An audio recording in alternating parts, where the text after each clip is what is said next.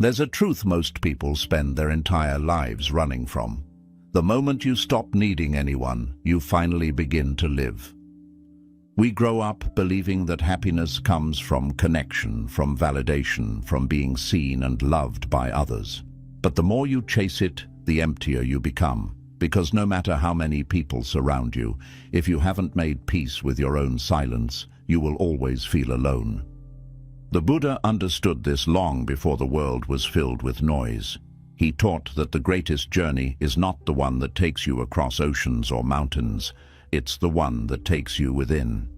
A journey where you stop begging for attention and start building inner peace. Where solitude stops feeling like punishment and becomes the path to freedom. In this video, we'll uncover timeless Buddhist lessons that will show you why the life you're trying to create won't begin when you find the right people. It will begin the day you find yourself. So sit back, breathe in, and listen closely, because this might be the moment your real life finally begins. 1. True freedom is inner independence. The Buddha said that attachment is the root of suffering, and this truth goes deeper than most people realize. We live in a world where dependence is disguised as love, where validation feels like oxygen, and where we often measure our worth through the eyes of others. From childhood, we are conditioned to believe that we need someone, a friend, a partner, a group, to feel safe, important, or complete. But the moment your happiness becomes tied to another person's presence, your peace is no longer yours. It becomes something fragile, something that can be taken away the instant they walk out of your life. Inner independence doesn't mean isolation. It means emotional maturity. It means you can share love without being enslaved by it. You can enjoy company without losing yourself in it. You can give your heart without fearing that its absence will destroy you. The Buddha taught that real freedom is not found in escape, but in understanding. When you understand that every feeling, every sense of completeness comes from within you, you stop chasing it outside of yourself. Think of how often we say things like, "I can't live without them," or "they make me happy." These phrases sound romantic, but they reveal dependence. What happens when that person disappoints you or leaves? You crumble because your happiness was never truly yours. True freedom begins when you reclaim that power, when you stop giving others control over your emotions. It's about realizing that peace doesn't come from being loved. It comes from loving yourself deeply enough that you no longer seek permission to exist. This kind of independence transforms everything. Your relationships become lighter, not because you care less, but because you no longer cling. You start loving people for who they are, not for what they give you. You begin to enjoy life without constantly needing it to look a certain way. Your mind becomes calm because it's not constantly negotiating for validation. The Buddha compared attachment to holding a burning coal. The tighter you hold, the more it hurts. We hold on to people, memories, and expectations thinking they will keep us warm, but instead they burn us from within. Letting go doesn't mean you stop caring, it means you stop suffering. It's understanding that everyone and everything in life is temporary, and that doesn't have to be sad. It can be liberating, because when you stop trying to control who stays and who leaves, you make room for peace to stay instead. When you start enjoying your own company, you realize that solitude is not emptiness, it's self-connection. You begin to feel whole without external noise. You can sit in silence and still feel full. That's what inner independence gives you, the ability to feel content even when no one is clapping for you. So remember this, the day you stop needing anyone to make you feel alive, you are no longer half a person waiting to be completed. You are whole, you are awake, and that's when life truly begins. 2. Loneliness is an invitation, not a curse. Most people fear loneliness like it's a disease. They run from silence, fill every empty moment with noise, and surround themselves with people who distract them from their own thoughts. But Buddhism teaches something radically different, that loneliness is not a punishment, it is an invitation. It is life's way of pulling you back to yourself. When the world grows quiet and there's no one left to talk to, that's not the end of something. It's the beginning of self-discovery. Loneliness only feels painful when we misunderstand it. The discomfort you feel when you're alone isn't coming from solitude itself. It's coming from resistance. You're not hurting because you're alone. You're hurting because you believe you shouldn't be. You've been taught that being alone means being unwanted or unloved. But in truth, solitude is the purest space for growth. The great masters, monks, and enlightened ones did not find peace in crowds. They found it in silence, in stillness, in the quiet corners of their own souls. When you stop fearing loneliness and begin to accept it, something powerful happens. Your inner voice grows louder. You begin to hear the parts of yourself that were buried under years of external noise. You notice your thoughts, your emotions, your desires, and for the first time, you start understanding who you really are. Most people go their entire lives never meeting themselves because they are always running from solitude. They fill their lives with people who make them feel less empty but never truly full. Buddhism views solitude as sacred space, a temple without walls. It's in those moments alone that your spirit can breathe, your mind can heal, and your soul can realign with truth. In loneliness, you start noticing the beauty you've ignored, the sound of your breath, the warmth of sunlight, the rhythm of your heart. These small details become gateways into deeper awareness. Every moment of loneliness is also a mirror. It reflects back your fears, your insecurities, and your hidden pain. This is why solitude feels uncomfortable. It exposes everything you've avoided. But that exposure is a blessing, because once you face your emptiness, you learn that there's nothing to fear inside it. The silence you once ran from becomes the silence that restores you.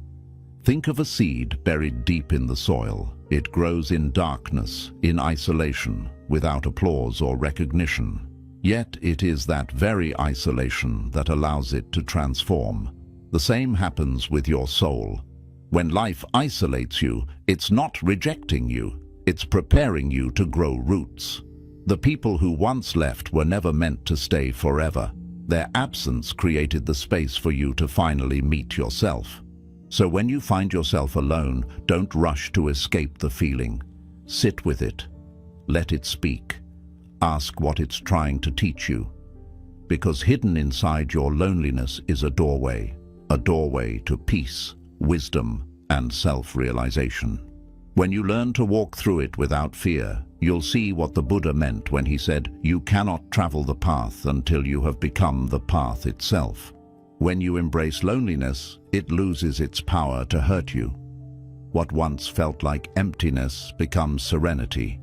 What once felt like isolation becomes clarity. That's when you realize you were never truly alone. You were simply being guided back home to yourself. 3. Detachment doesn't mean you stop loving. One of the greatest misunderstandings about Buddhism is the idea that detachment means you must stop loving people or withdraw from the world. But in truth, detachment doesn't kill love. It purifies it. It transforms love from something possessive and fearful into something vast, peaceful, and unconditional. The Buddha never taught people to stop caring. He taught them to care without clinging to love, not as a beggar desperate for attention, but as a soul overflowing with inner abundance. When you love with attachment, you don't truly love, you depend. You hold someone tightly not because you value them, but because you fear losing them. You want them to fill a void within you, to fix your loneliness, to make you feel complete. But that kind of love is a transaction, not a gift. It's rooted in insecurity, not understanding. And when that person changes, withdraws, or leaves, your world collapses, because your peace was built on something that was never yours to control. The Buddha taught that real love is freedom, not control. It's the ability to say, "I love you, but I don't need you to make me whole." When you detach from the illusion that someone else holds your happiness, you free both yourself and them. Love then becomes lighter, calmer, and far more beautiful. You no longer demand that others behave a certain way to keep you peaceful. You simply appreciate them as they are, imperfect, temporary, and human. Detachment doesn't turn you cold, it makes you wise. You begin to see that every connection, no matter how deep, exists within the flow of impermanence. People come into your life for a reason, stay for a while, and then move on when their role is complete. The pain begins when you resist this natural rhythm. You try to freeze what is meant to move. You try to own what was never meant to be owned. Detachment is the art of loving fully without chaining yourself to the outcome. Think about a flower in a garden. You can enjoy its beauty without plucking it. The moment you try to possess it, you begin its decay. That's how attachment works. The moment you cling, you destroy the very peace you seek. True love says, I want you to be happy, even if that happiness doesn't include me. That is not weakness, that is spiritual strength. It is love that flows from compassion, not need. The Buddha once said, to understand everything is to forgive everything. When you practice detachment, you begin to see life from this higher perspective. You realize that everyone you meet is fighting their own battles, shaped by their own karma. You stop taking things personally. You stop demanding constant reassurance.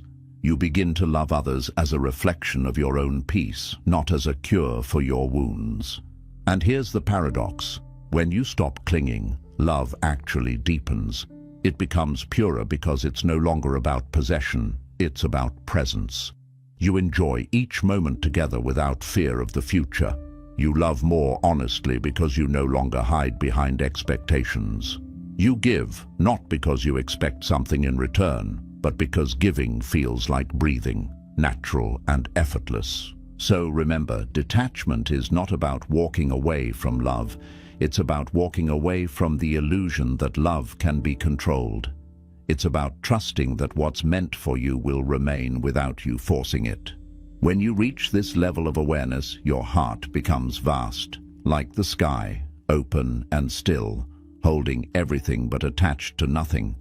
In that space, you realize something profound. You can love deeply, yet remain free. You can care immensely, yet never suffer. Because real love isn't about holding on. It's about letting things and people flow through your life while your peace remains untouched. That's the essence of Buddhist detachment. Not less love, but limitless love. 4. The mind creates need. Awareness destroys it. Most of the suffering in your life doesn't come from what happens to you. It comes from what your mind tells you about what happens. The Buddha called the mind a restless monkey, always jumping from one thought to another, creating endless stories about what you lack, what you deserve, and what you must chase to be happy. This is how the cycle of need begins. Your mind whispers, you need someone to love you. You need more attention. You need to be understood. You need to be seen. And before you realize it, you become a servant to those whispers, chasing approval, comfort, and connection to feel whole. But here's the truth that Buddhism gently reveals. The mind is the creator of need, and awareness is the destroyer of it. The moment you become aware of your mind's tricks, when you simply observe without reacting, the illusion of need begins to dissolve. You realize that you were never truly incomplete. You were simply lost in thought. Your mind kept replaying stories about who you should be, what you should have, and who you should be with, and you believed them. But awareness exposes those stories as just that, stories, not reality. When you're not aware, the mind rules you. It convinces you that happiness lies somewhere else, in a person, in success, in validation. You spend your life chasing shadows that disappear the moment you catch them. But when awareness awakens, you stop chasing and start seeing. You recognize the root of all craving, the belief that something outside you must complete what's inside you. Once that belief collapses, peace enters naturally. not because you achieved something, but because you stopped resisting what already is. Awareness is not something you gain, it's something you return to. It's your original state before the noise of the mind took over. Imagine sitting quietly by a still lake. When the wind stirs the water, the reflection becomes distorted and you can't see your face clearly. But when the wind stops, the surface becomes calm again, and your reflection appears effortlessly. That stillness is awareness. The wind is your restless mind. Every time you bring your attention back to the present moment, the waves settle and your true self becomes visible again. When you start observing your mind, watching your thoughts rise and fall without judgment, something profound happens. You begin to realize that you are not your thoughts. You are the one who sees them. The mind may say, "I'm lonely," but awareness replies, "I am here."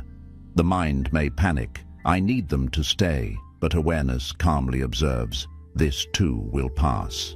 And in that moment of observation, the storm loses its power. Buddhism teaches that need is a product of ignorance, the ignorance of not knowing who you truly are. You think you're this fragile being who must cling to others to survive. But awareness reveals that you are already whole, already complete.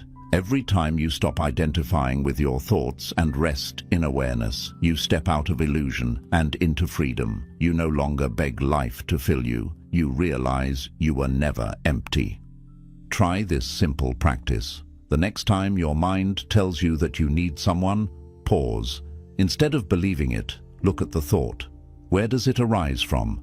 What feeling accompanies it? What happens if you simply don't react? You'll notice the thought fades on its own, like a wave returning to the ocean.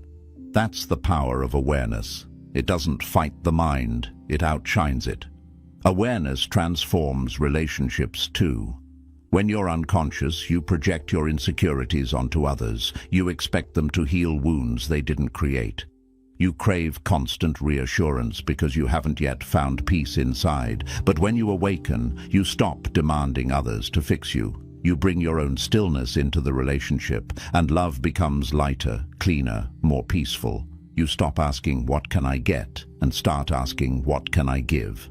That's the shift from unconscious need to conscious presence. Think of your awareness as sunlight. No matter how dark a room may be, the moment sunlight enters, the darkness disappears effortlessly. The same happens within you. The moment you bring awareness to your thoughts, fears, and cravings, they lose their grip. You realize they were never real, just temporary clouds passing through the vast sky of your consciousness. The mind loves to complicate life. Awareness simplifies it. The mind divides you from the world. Awareness reunites you with it. The mind creates endless desires. Awareness reveals that everything you were seeking is already here, in this breath, in this moment.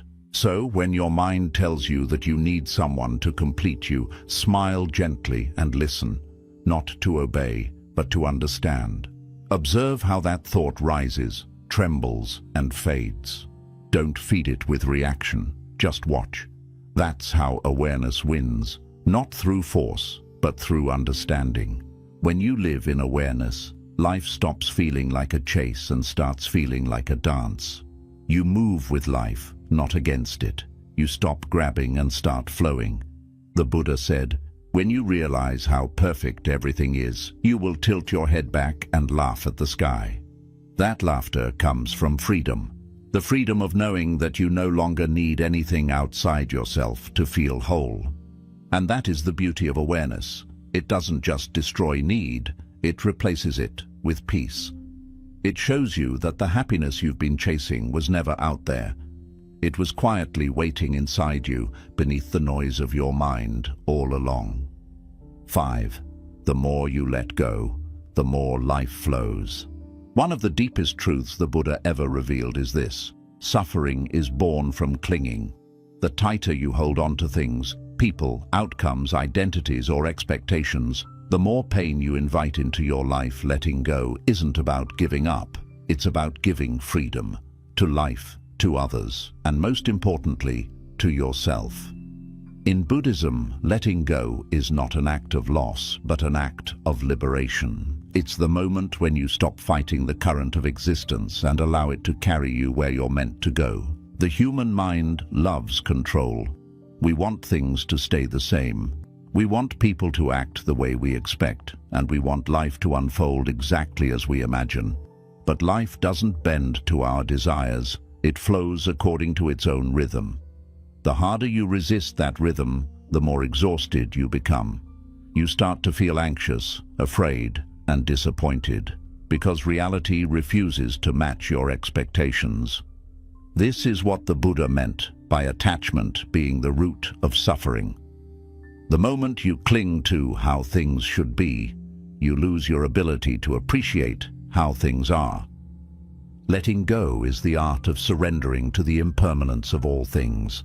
Everything you love, everything you fear, everything you fight for, it's all in constant motion. People change, circumstances evolve, emotions shift, and seasons pass. You can try to hold on, but time will still move forward. To let go is to stop resisting this truth and start flowing with it. The river of life was never meant to be held, it was meant to be followed. Think of water. It flows effortlessly around obstacles because it doesn't resist them. If a rock appears in its path, water doesn't fight it. It moves around it, finds another way, and continues its journey. That's how we are meant to live. Adaptable, flexible, at peace with change. But when you resist change, you become like stagnant water, trapped, heavy, and full of frustration. Letting go allows you to move again, to breathe again, to grow again. When you let go of needing things to stay the same, you make space for better things to enter. Many people don't realize how much of their pain comes from holding on to things that no longer serve them. We cling to relationships that drain us, to past mistakes that haunt us, to identities that no longer fit who we are becoming. We hold on because we fear emptiness. But that emptiness you're afraid of, that space left behind when you finally release something, is not a void, it's a womb. It's the place where new life begins to form. In Buddhism, impermanence is not a sad truth, it's a sacred one. It means nothing lasts, but it also means nothing bad lasts either. Every pain, every loss, every storm is temporary. When you cling to what's gone, you keep suffering alive. When you let it go, you allow healing to begin. The tree does not cry for the leaves it loses each autumn. It trusts that new ones will grow in spring. In the same way, when you let go of what has ended, you create space for new blessings to take root. Letting go also means releasing the illusion of control. You cannot control what others think of you, how they treat you, or what destiny brings, but you can control your response. When you stop trying to control every outcome, your heart relaxes. You stop trying to predict and start learning to trust. Trust that life knows what it's doing. Trust that sometimes rejection is protection. Trust that sometimes endings are redirections. You'll notice that life flows differently when you stop forcing it. The right people stay without pressure. The right opportunities appear without struggle. Peace replaces panic. The universe doesn't reward control, it rewards surrender. Because surrender isn't weakness, it's alignment. It's saying, I no longer fight what is. I open myself to what will be. There's a Zen teaching that says, let go or be dragged. When you cling to what's falling apart, you suffer. When you hold on to what's trying to leave, you get dragged by it. The pain you feel isn't from the situation itself. It's from your refusal to release it. You must understand, letting go doesn't mean you don't care anymore. It means you care so much that you allow life to unfold naturally, without interference. The Buddha compared attachment to holding a rope tightly while being pulled. The more you resist, the more it burns your hand. If you simply let go, the pain stops instantly. It's that simple, yet our egos make it difficult. We believe holding on shows strength, but in truth, it only shows fear. Real strength lies in trusting that what's meant for you will remain without you needing to grip it so tightly. Try reflecting on this. Every time you've lost something you thought you couldn't live without, didn't life go on? Didn't you grow stronger, wiser, and more grounded? That's the hidden beauty of letting go. It teaches you that peace doesn't come from what you hold on to, but from what you release. When you let go of control, you rediscover flow. When you let go of pain, you rediscover peace. The world moves in cycles: creation, growth, decay, renewal. When you cling to one part of the cycle, you resist life itself. But when you surrender to the flow, you align with the very heartbeat of the universe. Everything starts to make sense again. You begin to realize that every ending is a beginning in disguise. Every goodbye is a path towards something greater. So, let life flow. Let people come and go. Let moments rise and fall. Don't hold on so tightly that your hands can't receive new blessings. The more you let go, the more life begins to move effortlessly through you. You stop being a prisoner of your past and become a participant in the present. You stop fearing change and start dancing with it. And that's when real freedom begins. When you stop grasping, stop forcing, stop controlling. You relax into the rhythm of life and realize you were never meant to swim against the current. You were meant to flow with it, because the more you let go, the more life flows. Not away from you, but through you. 6. Silence builds spiritual power. In a world that worships noise, silence has become a forgotten art. Yet it is the most powerful teacher you will ever find. The Buddha often retreated into long periods of silence because he understood something profound. Silence is not emptiness, it is energy. It is not the absence of sound, it is the presence of awareness. When you stop talking, stop chasing, and stop reacting, you begin to hear life in a deeper way. You start to sense things that can't be heard with the ears. The quiet pulse of your own existence, the rhythm of your breath, the subtle whisper of truth that was always inside you. Most people fear silence because they've never learned how to be alone with themselves. The moment things get quiet, their mind starts shouting. Regrets, anxieties, self-doubt, memories, unfinished conversations. They reach for their phone, turn on music, or distract themselves with noise because silence forces them to face what they've buried. But here's the secret. What feels uncomfortable at first is actually the beginning of transformation. When you finally sit with the noise inside you and allow it to pass, silence begins to reveal its gifts: clarity, calmness, and wisdom. The Buddha taught that the mind is like muddy water. When you stir it, it remains cloudy, but when you let it sit in stillness, the dirt settles and the water becomes clear. Silence does that for your spirit. It lets the turbulence of your emotions settle so you can see your inner truth clearly. You start to understand your reactions, your desires, and your patterns, not through books or lectures, but through direct experience. In silence, you meet yourself. Silence is the foundation of spiritual power because it gives birth to awareness. When you are silent, you begin to observe rather than react. You become aware of how thoughts rise and fall like waves. You begin to see how emotions come and go, and that you are not bound to any of them. Each time you return to silence, you take a step away from the chaos of the world and a step closer to your true center. You stop being tossed around by every noise and opinion, and instead, you move from a place of quiet knowing.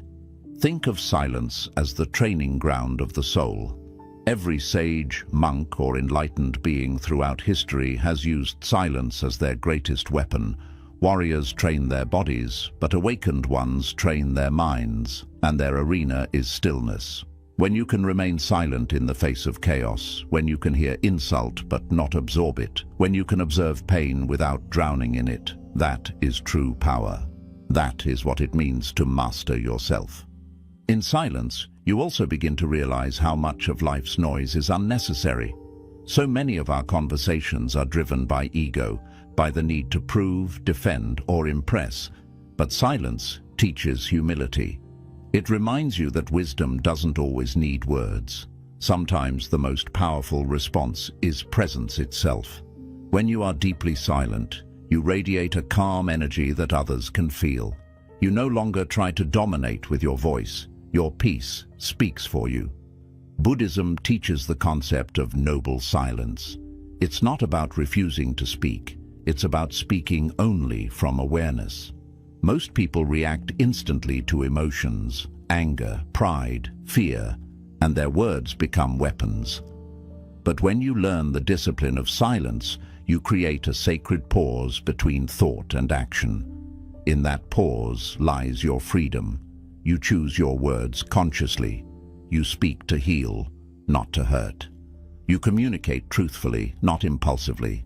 Silence also deepens your connection to life itself. When you stop filling every moment with sound, you start noticing the world's natural symphony. The sound of wind moving through trees, the gentle hum of your own breath, the heartbeat of existence. You begin to feel that everything is alive and connected. You no longer feel lonely in your solitude because silence itself becomes your companion, one that never judges, never leaves, and never demands. Spending time in silence also strengthens intuition.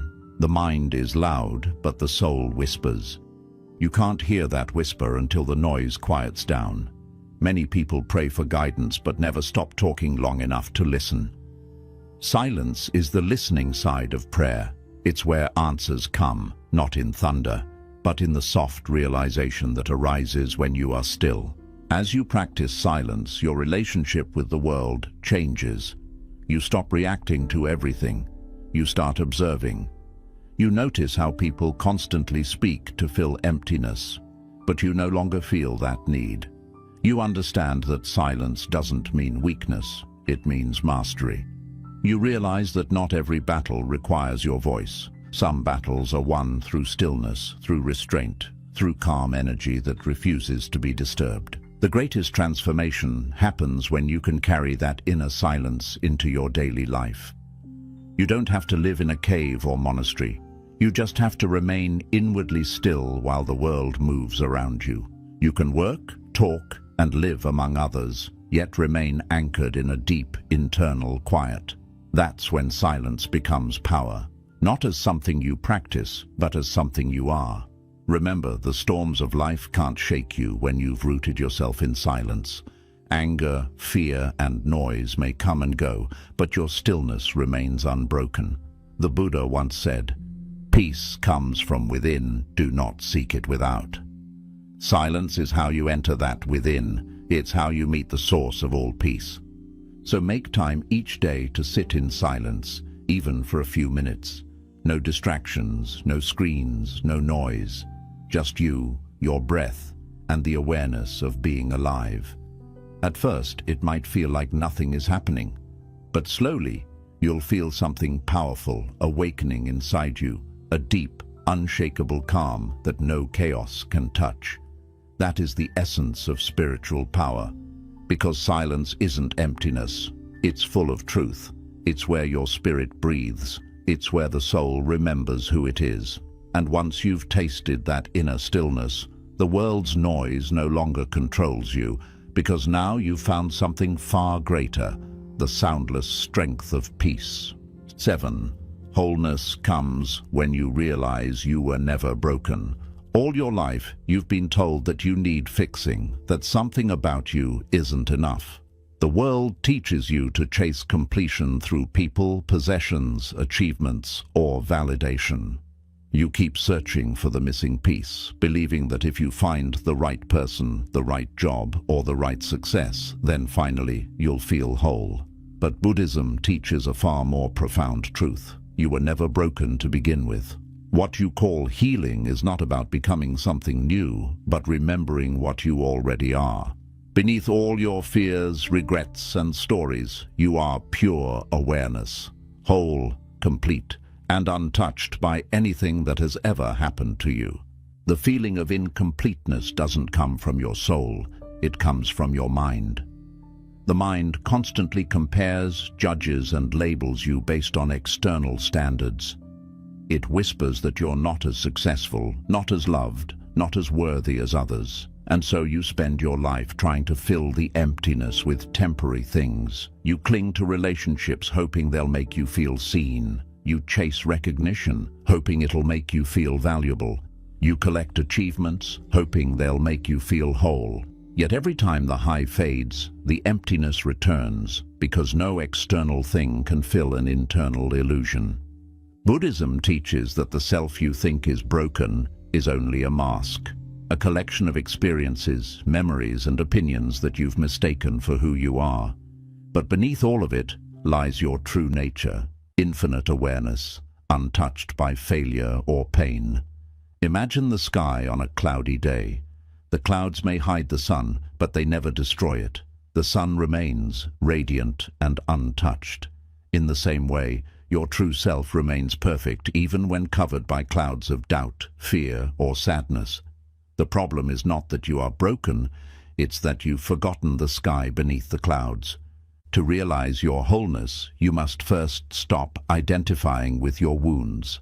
Pain will visit everyone, but suffering happens when you start believing that pain defines you. When someone leaves, you say, "I am abandoned." When you fail, you say, "I am worthless." When life hurts, you say, "I am broken." But these are just temporary experiences, not your identity. You experience sadness. You are not sadness. You feel rejection. You are not rejection. The moment you create distance between who you truly are and what you temporarily feel, healing begins. The Buddha once said, "You yourself, as much as anybody in the entire universe, deserve your love and affection." Think about that. You deserve the same compassion you give to others. Yet most people spend their entire lives offering kindness outward and cruelty inward. They forgive others but punish themselves. They nurture others but neglect their own souls. True healing begins when you turn that love inward, when you stop demanding perfection and start accepting your humanity. You can only realize your wholeness when you stop fighting yourself. In Buddhism, this realization is known as awakening. It's not about becoming something greater. It's about waking up to the truth that you already are. The ego thrives on incompleteness. It keeps you busy chasing an image of perfection that doesn't exist. But awakening ends that chase. It reveals that peace was never outside you. It was buried beneath layers of seeking. You were never missing anything. You were simply distracted by everything. Take a moment to reflect. How many times have you believed that your happiness depended on someone else's presence? How often have you thought, if only they loved me, if only they came back, if only I achieved this goal, I'd finally be okay. But every if only is a trap. It postpones your peace. It convinces you that happiness is somewhere else, in a future moment or another person, when in reality, it's always been here, in this breath, in this moment. The truth is that nothing needs to be added to you for you to be complete. The only thing missing is your recognition of that truth. Buddhist teachings often use the image of a lotus flower. It grows in muddy water, but remains unstained. The mud represents pain, loss, and hardship. The lotus is your true self. Life's mud doesn't corrupt you, it strengthens you. The mud gives birth to the flower. Likewise, every heartbreak, every disappointment, every failure has shaped your wisdom and deepened your compassion. Nothing you've been through has broken you. It has revealed you. The cracks you think ruined you are actually where the light enters. When you stop chasing completion, something magical happens. Peace returns. You no longer live with the anxiety of becoming. You rest in the freedom of being. You stop trying to prove your worth because you feel it. You stop begging for love because you are it. You stop trying to escape solitude because you finally see that you were never truly alone. Awareness has always been with you, quietly watching, waiting for you to notice. In moments of deep silence, when the noise of the world fades, you can feel this truth. There's a quiet presence behind every thought, a still awareness watching every feeling. That awareness has never been hurt, never been abandoned, never been unworthy. It has seen every joy and every sorrow, yet it remains untouched. That's who you really are, not the story you tell yourself, but the awareness beneath it. To live from that awareness is to be free. You no longer react to every wound. You respond with wisdom. You no longer seek constant reassurance. You rest in self-trust. You no longer fear change because you realize the essence of you cannot change. You are like the ocean.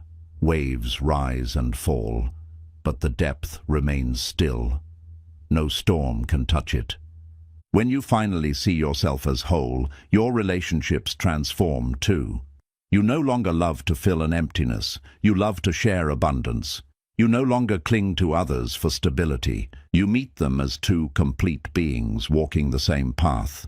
You stop trying to control love because you no longer fear losing it. When you are whole, love flows freely, not as a need, but as a gift. The greatest illusion the mind creates is separation, the idea that you are incomplete and must seek wholeness outside. The moment you dissolve that illusion, the chase ends. You begin to see everything as part of one flow, every event, every loss, every person who entered or left your life, all perfectly timed to bring you back to yourself. True wholeness doesn't mean you'll never feel pain again. It means pain will no longer define you. You'll still experience storms, but you'll face them differently. Calm, grounded, unshaken. You'll know that you can walk through the fire without burning, because you've discovered the part of you that is indestructible. So if you feel broken today, remember, the cracks in your heart are not flaws. They are openings. Stop trying to fix yourself. You were never broken. You are simply unfolding. You are not a puzzle missing pieces. You are the entire picture, vast, complete, divine. The Buddha said, "In the end, these things matter most. How well did you love? How fully did you live? How deeply did you let go?"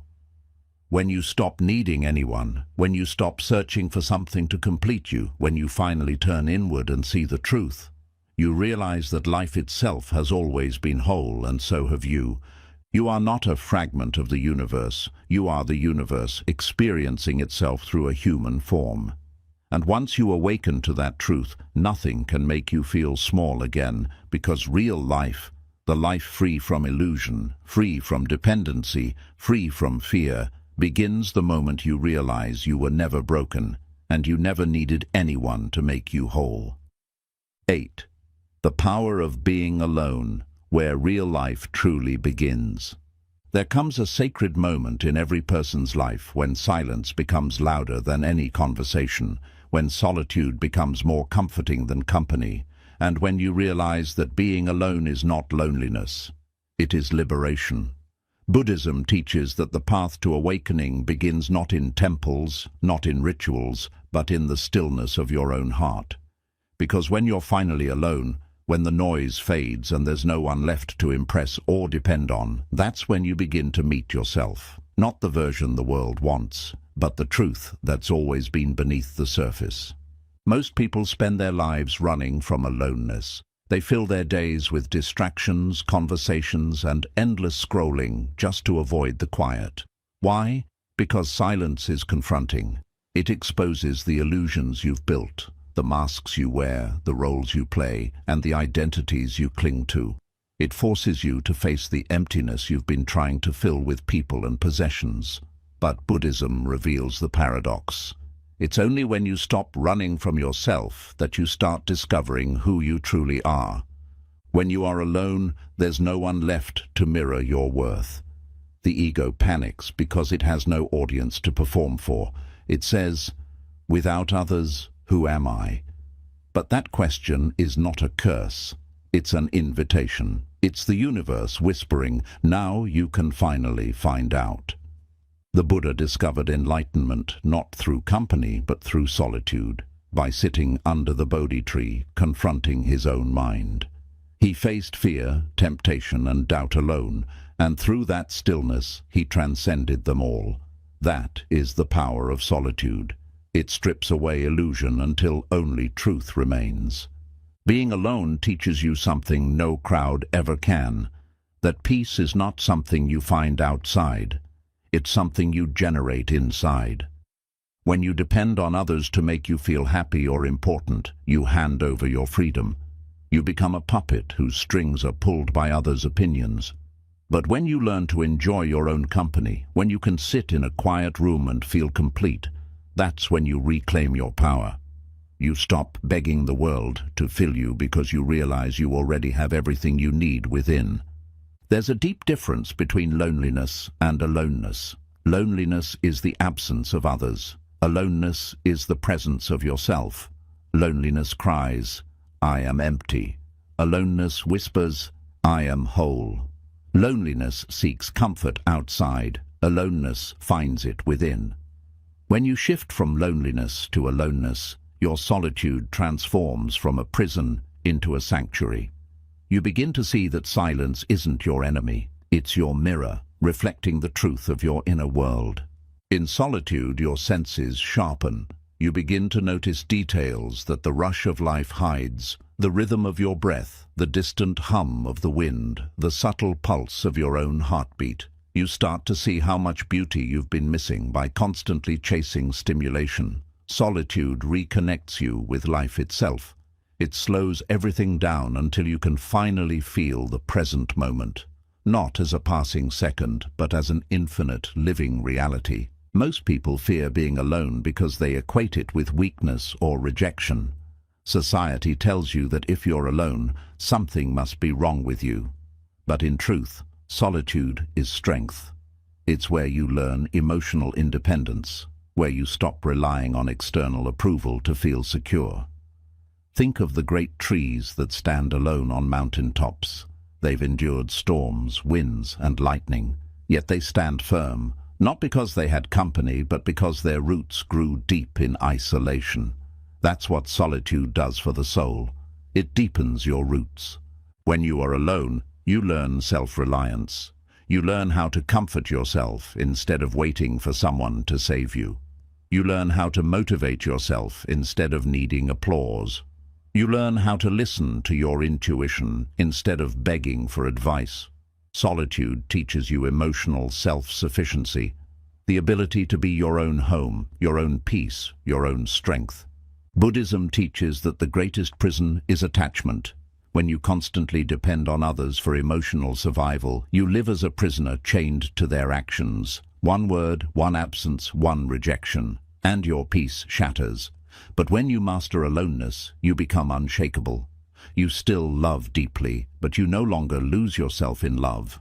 You still care, but you no longer depend. You still connect, but from a place of freedom, not need. There's a story from Zen tradition. A monk once asked his master, "What is enlightenment?" The master replied, "When hungry, eat. When tired, sleep."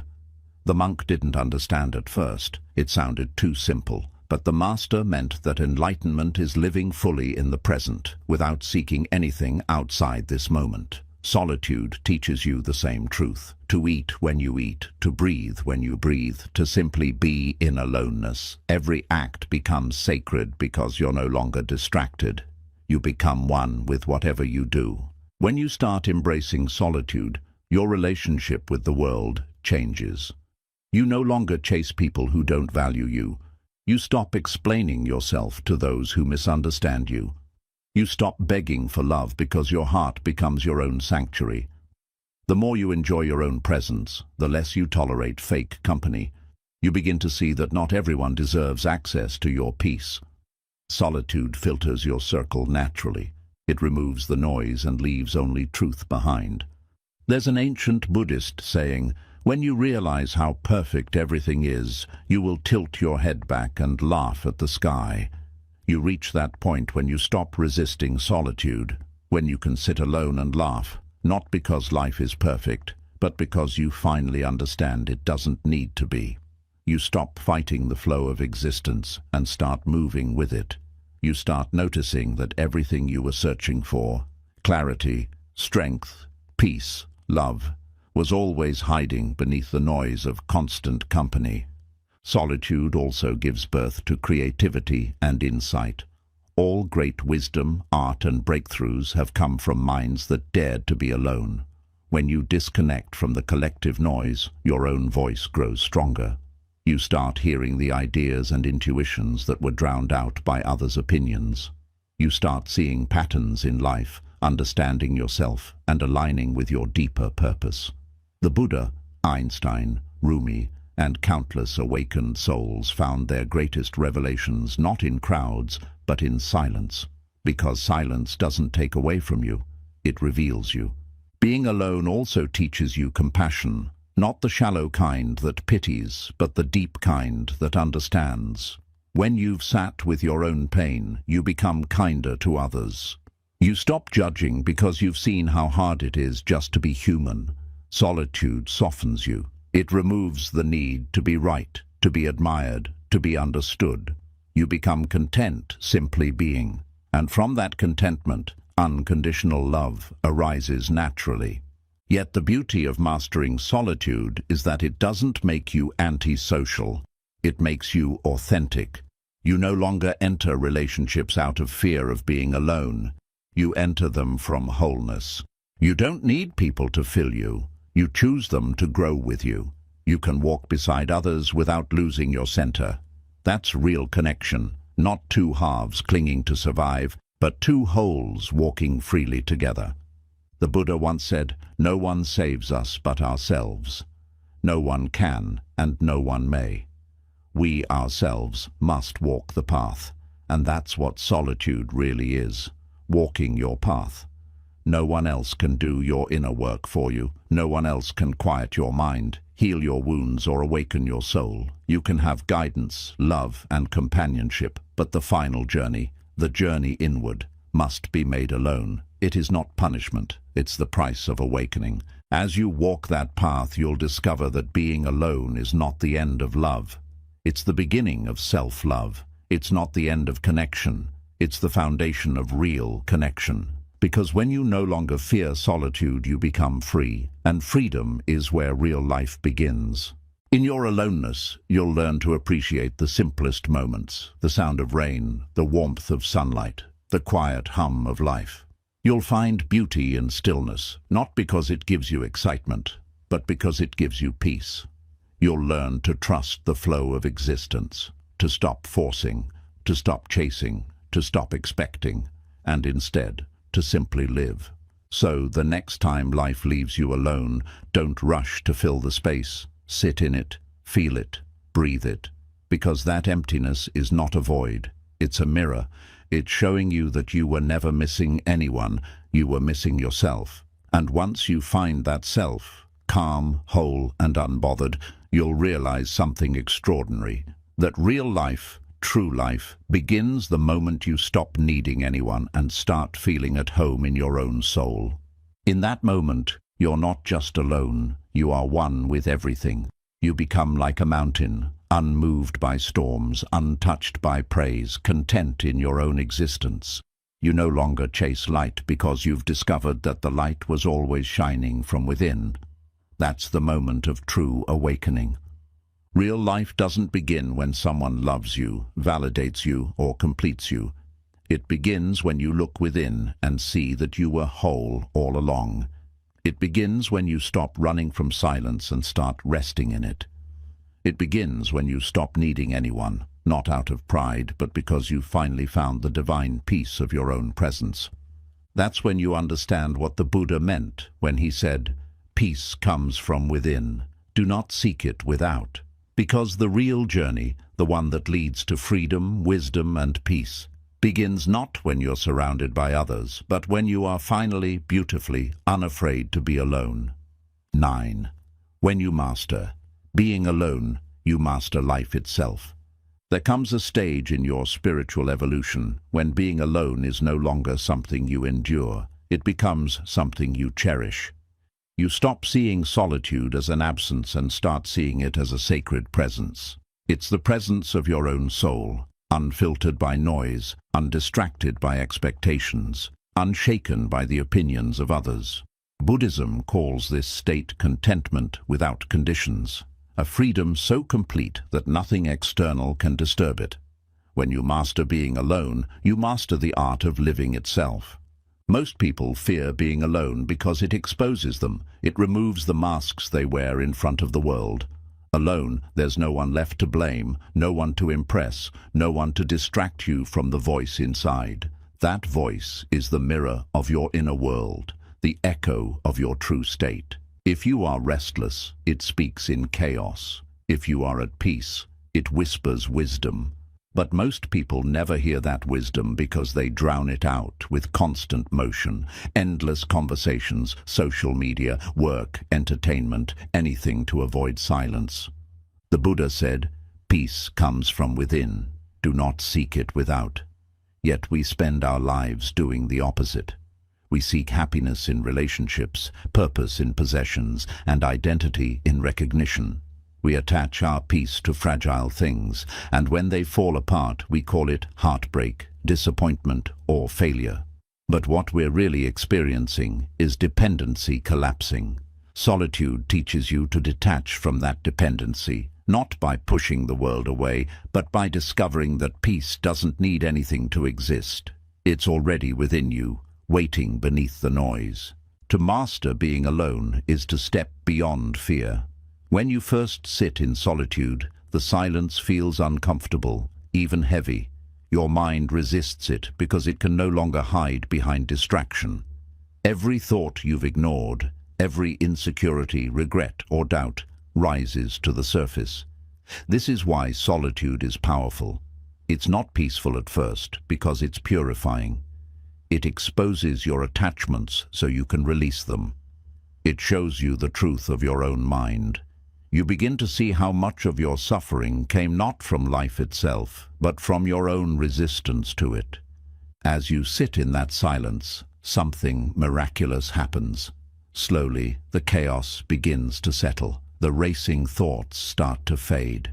You begin to breathe differently, not hurried, but deep and aware. The space that once felt empty now feels alive. You start feeling the quiet pulse of existence flowing through you. You start sensing a presence, still, vast, unchanging. That presence is you, the real you, the consciousness that exists beyond identity. You realize you are not your thoughts, not your emotions, not your fears. You are the awareness that sees them all come and go. That realization changes everything. When you master being alone, you stop clinging to impermanent things. You stop chasing validation. You stop needing to be understood, accepted, or praised. You begin to understand that what people think of you says more about their state of consciousness than about your worth. You start walking through the world lighter, calmer, freer. You no longer crave to fit in because you finally fit into yourself. Buddhism teaches that life is suffering, not because the world is cruel, but because the human mind clings to what is transient. Everything in this world, every relationship, every emotion, every success, is in a state of constant change. The more you cling, the more you suffer. Solitude is the medicine for that suffering because it teaches you detachment through experience. When you can sit alone without craving, without needing, without reaching for something to fill the space, you transcend the cycle of craving and pain. You discover the serenity that exists beyond wanting. To master solitude is to master balance. It doesn't mean you isolate yourself from the world. It means you learn to interact with it from a place of fullness, not emptiness. You can love people deeply without becoming addicted to them.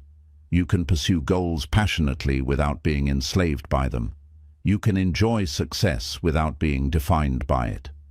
When your happiness no longer depends on outcomes, you move through life with unshakable peace.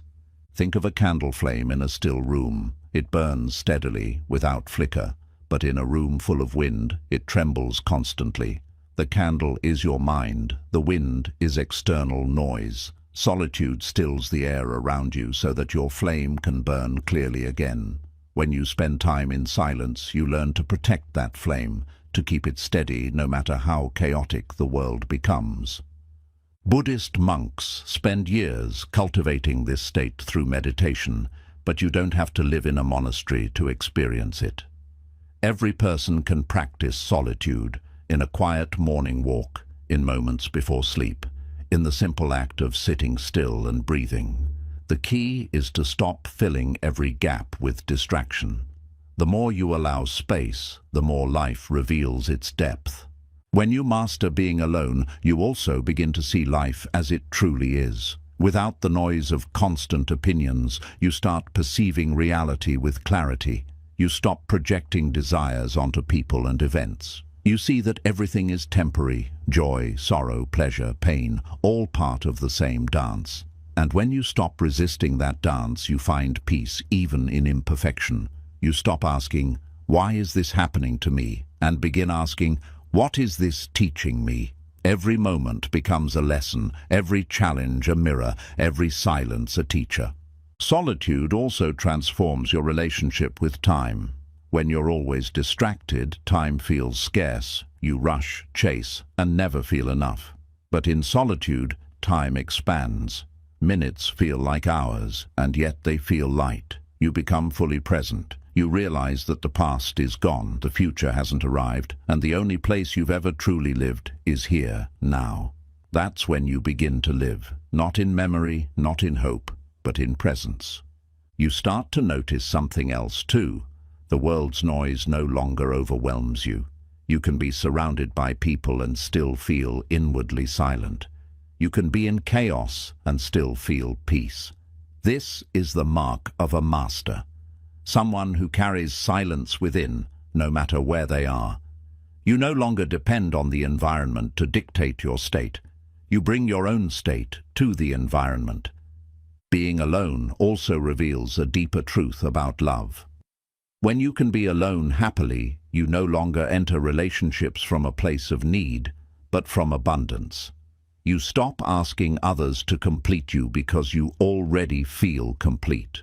You stop fearing loss because you know you'll remain whole regardless. You stop clinging because you've learned the art of letting be. Paradoxically, this makes your love purer.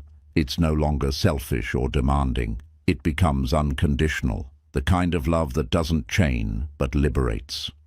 The Buddha said, "To love without attachment is to know peace." Solitude is where you learn that love. You realize that real love doesn't mean possessing someone, it means seeing them clearly, understanding their impermanence and loving them anyway. You can walk beside them without fear because you've already made peace with being alone. When you master solitude, even pain transforms. You stop asking life to take your pain away and start asking what it's teaching you. You see that pain was never meant to punish you, it was meant to wake you up. Every heartbreak, every rejection, every disappointment you once hated becomes sacred because it pushed you closer to this understanding that peace isn't found in control, but in surrender. Mastering aloneness doesn't make you indifferent, it makes you deeply alive. You start appreciating small things, the warmth of sunlight, the sound of rain, the stillness of night. You no longer need big moments to feel joy. The ordinary becomes extraordinary because you're finally paying attention. This is what the Zen masters meant when they said, "Before enlightenment, chop wood, carry water. After enlightenment, chop wood, carry water." Life doesn't change, your awareness does. You begin to live life as a meditation. Every step, every breath, every act becomes sacred. You stop chasing meaning and start creating it. You stop trying to fill time and start inhabiting it fully. That's the beauty of solitude. It reconnects you with the essence of being itself. And here's the greatest irony. Once you truly master being alone, you're never lonely again. You realize you were never truly separate from anything. You feel an invisible thread connecting you to all existence. The trees, the sky, the stars, every living being. You understand that solitude doesn't isolate you from the world, it unites you with it. When you sit alone in silence, you don't disappear, you expand. You dissolve into the rhythm of the universe and feel, maybe for the first time, that you belong everywhere. That is the heart of Buddhist wisdom. That wholeness was never something to achieve, but something to remember. You've been complete from the beginning. You've just been too distracted to notice. So if life has brought you to a place of solitude, don't resist it. Sit with it. Listen to it. Learn from it. Because the person who learns to stand peacefully alone cannot be broken by anything. They walk through the world not needing, not clinging, not fearing, just being. When you reach that state, you've mastered the greatest art of all, the art of living freely. You no longer seek to escape life, you flow with it. You no longer chase meaning, you are meaning. And when others look at you and wonder how you remain so calm, so centered, so free, you'll smile because you know the secret. Real life begins not when you find someone to walk with, but when you finally learn to walk alone. That is the power of solitude. That is the ultimate freedom. And that is the beginning of real life. 10. The journey within, where real life finally awakens. There comes a point in every human life when the outer world loses its power to satisfy. The applause no longer feels fulfilling, the company no longer quiets the noise inside, and the pursuit of more love, more status, more attention, begins to feel hollow. That's the moment when your soul begins whispering a deeper invitation. Come home. Buddhism calls this the return to the self. The awakening that happens when you stop looking outward for meaning and turn inward to discover the truth that was waiting all along, because the ultimate journey is not out there, it's within. From birth, you've been conditioned to seek yourself in everything outside of you. Society teaches you that happiness is something you earn, that worth is something you prove, and that peace is something you find once the world finally gives you permission to rest. But every chase ends the same way, with exhaustion, because no matter how much you acquire, the satisfaction fades. Why? Because the self you're trying to feed with external things is not real. It's the ego, the image you've been taught to build. It constantly craves attention and validation, yet it's never full. The Buddha saw this clearly. He called it dukkha, the endless dissatisfaction born from attachment and ignorance. The journey within begins when you realize that nothing outside can fix what feels incomplete inside. You start to sense that all the striving, the pleasing, the performing, it's just noise covering silence. At first, the idea of turning inward feels strange, even frightening. You've been running for so long that stillness feels unnatural. But the truth is, the answers you've been seeking have been whispering in your heart this whole time. They were just buried under distraction. When you start the inward journey, you meet the mind in its raw form, restless, judgmental, afraid. The mind doesn't want you to be still because stillness threatens its control. It will try to distract you, reminding you of unfinished tasks, replaying painful memories, inventing reasons why solitude is unsafe. But when you simply observe without reacting, when you let the thoughts come and go like clouds passing through the sky, you begin to see something extraordinary. You are not the mind. You are the awareness watching it. That realization is the first doorway to freedom. As you go deeper, you begin to see how much of your suffering was self-created. Every time you resisted life, you suffered. Every time you demanded control, you suffered. Every time you clung to what was leaving or feared what was coming, you suffered. The Buddha taught that suffering doesn't come from life itself. It comes from resistance to life.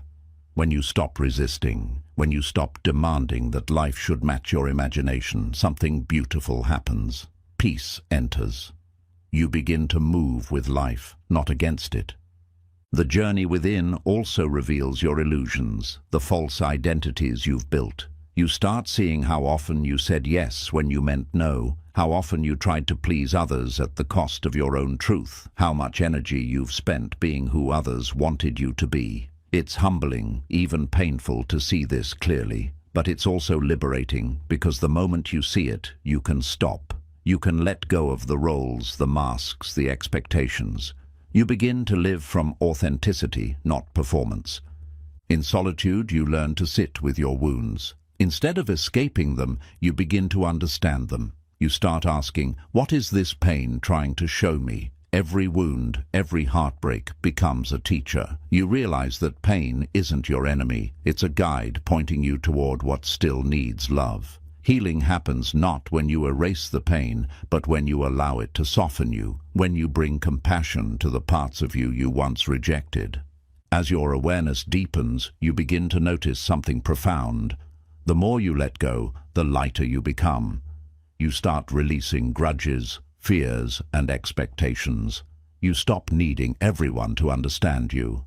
You stop chasing explanations for everything that happens. You realize that life doesn't owe you clarity, it owes you experience. And when you surrender to experience, life reveals its wisdom naturally, in time. The Buddha often compared enlightenment to waking up from a dream.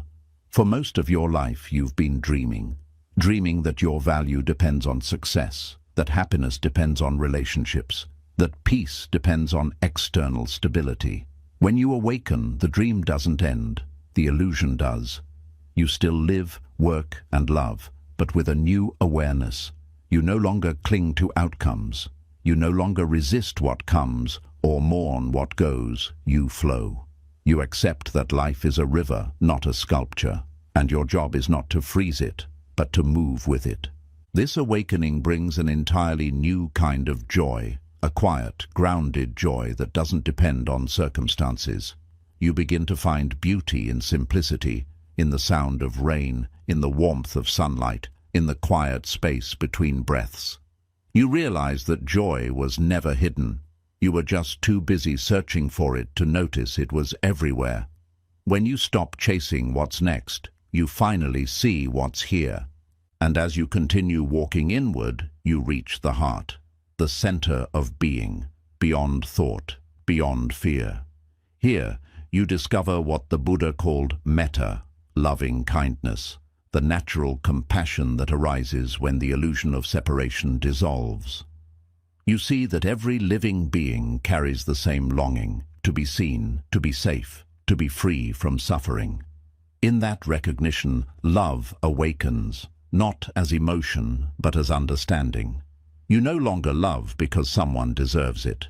You love because love is your nature. The journey within doesn't make you withdraw from the world. It changes how you move through it. You stop fighting for attention, stop reacting to every insult, stop needing to prove anything. Your actions become effortless, guided not by fear or pride, but by clarity.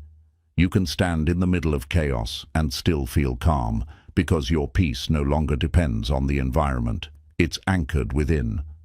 Over time, you begin to experience life as an interconnected whole. You see that everything, every joy, every pain, every person, was part of your evolution.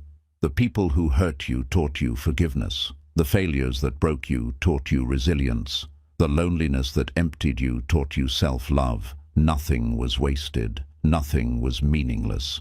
Every experience was a step leading you back to this still conscious awareness that is your true home. Eventually, you understand what the ancient masters meant when they said, "The kingdom of heaven is within."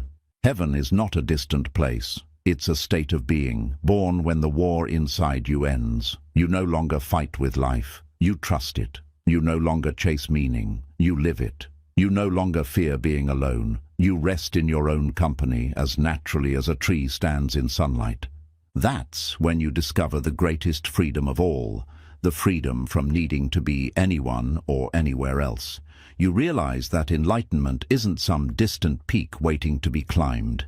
It's the ground you've been standing on all along. You were never broken, never separate, never incomplete. You were simply unaware of your own wholeness. When you reach that understanding, the search ends. Not because you've given up, but because you've arrived.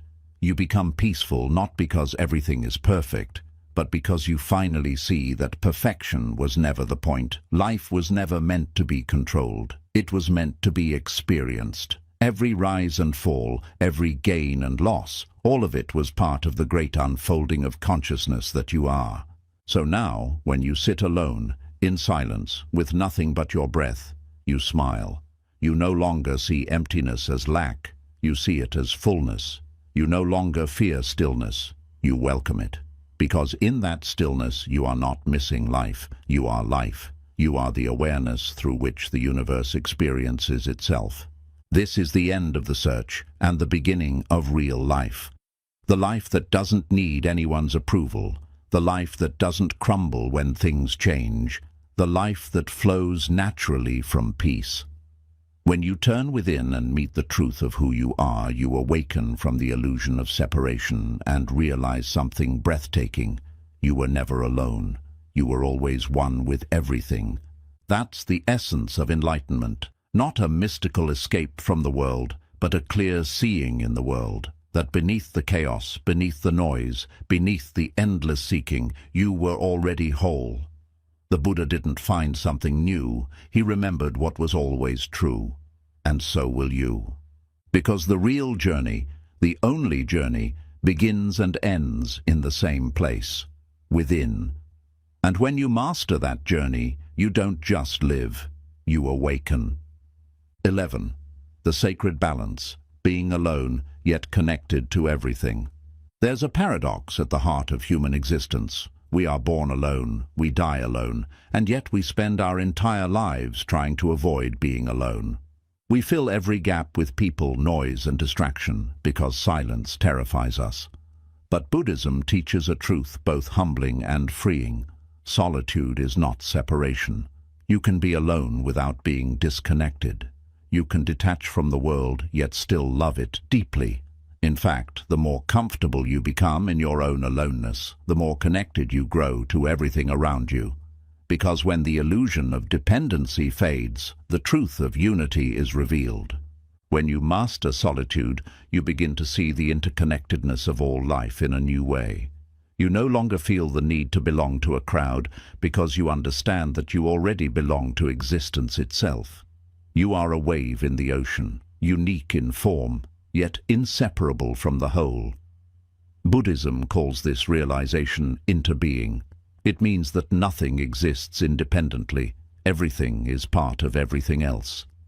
Your breath comes from the trees. The trees live because of the sun, and the sun shines because of an infinite cosmic dance that keeps the universe alive. Once you see this, you stop feeling lonely, because you realize you were never separate in the first place. But this understanding doesn't come from intellectual belief. It comes from deep inner experience, from silence, from stillness, from time spent alone with awareness. When the noise of the world fades, the veil between me and everything else dissolves. You begin to sense that life is breathing through you, not happening to you. You start to notice that even your thoughts are not entirely yours. They are echoes of everything you've seen, heard, and felt since birth. The mind is a collective instrument, not a private one. And the moment you understand that, loneliness transforms into belonging. Most people chase connection through others because they haven't yet connected with themselves. They crave love because they haven't yet loved their own soul. They seek validation because they haven't yet witnessed their own truth. But once you begin walking the inner path, you realize that self-connection is universal connection. The deeper you go within, the more clearly you see the thread that binds all life together. It's not about isolation, it's about integration. You stop chasing people because you begin to see people in everything, in the rustle of leaves, in the sound of rain, in the heartbeat of silence.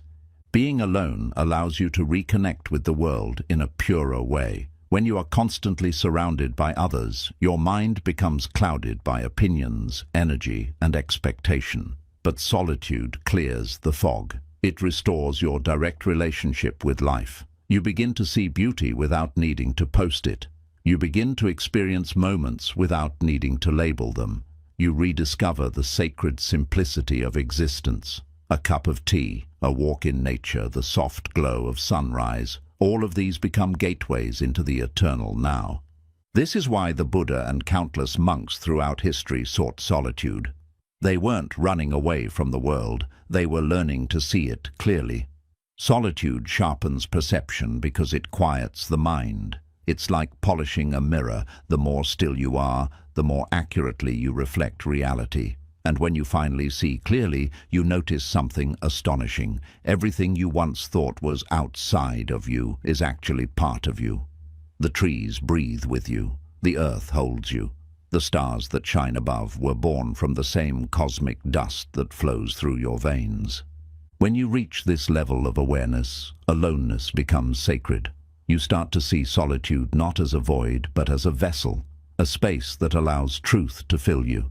You realize that silence is not the absence of sound, but the presence of understanding. And in that understanding, you find the deepest connection of all, not with people or places, but with existence itself. The mind, however, resists this truth. It loves attachment because attachment gives it identity. It says, I am a lover, a friend, a parent, a success, a victim. It defines itself by roles and relationships. But these identities are fragile. They change, they end, they dissolve with time. When you are left alone, the mind panics because it has nothing left to cling to. Yet that moment, that terrifying stillness, is actually the doorway to freedom, because when all identities fall away, what remains is pure being, unshakable, boundless, eternal. The Buddha described enlightenment as the end of separation. It's the moment you see through the illusion of I and realize that everything is one continuous movement of life. Solitude gives you glimpses of that truth. When you sit in silence long enough, the boundaries between you and the world blur. You feel the heartbeat of the universe pulsing through your own chest. You sense the stillness beneath all motion, the silence beneath all sound. That's the eternal presence you've been seeking all along, and it has always been within you. Once you understand this, you no longer fear solitude, you crave it. Because solitude becomes your temple. You go there not to escape life, but to remember it. You stop needing validation, attention, or constant connection because you've found the ultimate connection, unity with everything. You realize that relationships are not meant to complete you. They are meant to reflect the completeness that already exists within you. In this awakened solitude, love itself transforms. It becomes lighter, freer, more compassionate. You love not because you need someone, but because you are love. You give not to receive, but because giving is your nature. You begin to see others as expressions of the same consciousness that lives in you. Their pain becomes your compassion. Their joy becomes your celebration. You love without holding, help without pride, and give without fear of loss, because you know that nothing real can ever be lost. When you walk through life from this state of awareness, you carry an inner stillness wherever you go. You could be surrounded by chaos, yet remain calm. You could lose everything, yet remain rich in spirit, because you've discovered something the world cannot take from you, your connection to the eternal. That connection is not found through more relationships or more possessions. It's found in stillness, in silence, in being alone. Every enlightened being, from the Buddha to Lao Tzu to Rumi, found truth in solitude. Rumi said, "In the silence of love, you will find the spark of life." Lao Tzu said, "When I let go of who I am, I become what I might be." And the Buddha said, "No one saves us but ourselves. No one can, and no one may. We ourselves must walk the path." All of them spoke of the same revelation, that solitude is not loneliness, it's the path home. But solitude is not a permanent destination. It's a sacred space you carry with you. You go there to refill your cup, to remember your truth, and then you return to the world, not as someone seeking love, but as love itself. You move through relationships without fear of loss, through challenges without fear of failure, through life without fear of change. Because now you understand that nothing can truly be taken from you. You are the source. The ultimate power of being alone is not isolation, it's integration. When you are comfortable with yourself, you stop running from others and stop clinging to them. You move through life with balance, open but independent, compassionate but calm, loving but free. You don't need to prove your worth because you've seen it with your own eyes in the mirror of solitude. And so, the spiritual journey comes full circle. You begin by fearing solitude, then you learn to face it, then you fall in love with it, and finally you realize that it was never about being alone at all. It was about realizing that you were never separate from anything. You were always part of the whole, and the whole was always within you. That is the sacred balance, being alone yet connected to everything. It's the moment when your solitude becomes strength, your silence becomes wisdom, and your presence becomes peace. You no longer chase life, you embody it. You no longer seek belonging, you are belonging. You no longer search for God, you feel God breathing through you. This is where real life truly awakens, not in noise, not in crowds, but in the quiet knowing that you are never truly alone, because everything that exists is made of the same infinite consciousness that you are. That is the final realization. You can sit beneath a tree, walk through a crowded city, or rest in your own room. It doesn't matter. Wherever you are home. Because once you've mastered being alone, you've mastered the universe within you. And that, the Buddha would say, is enlightenment itself. 12. The art of inner stillness, where you stop seeking and start being. At some point in life, you realize that no amount of achievement, approval, or affection can quiet the restlessness within. You've tried everything: relationships, success, material comfort, even spiritual practices. But the mind keeps running. It wants more. It always wants more. You feel like you're chasing a horizon that keeps moving farther away no matter how fast you run. That's when you begin to understand the ancient truth that the Buddha discovered under the Bodhi tree. The end of seeking is the beginning of peace. Real life begins when the inner noise ends, when you stop chasing happiness and learn to rest in stillness. The world you live in today thrives on movement. Everything tells you to go faster, to do more, to become more. We celebrate busyness as if it were a badge of worth.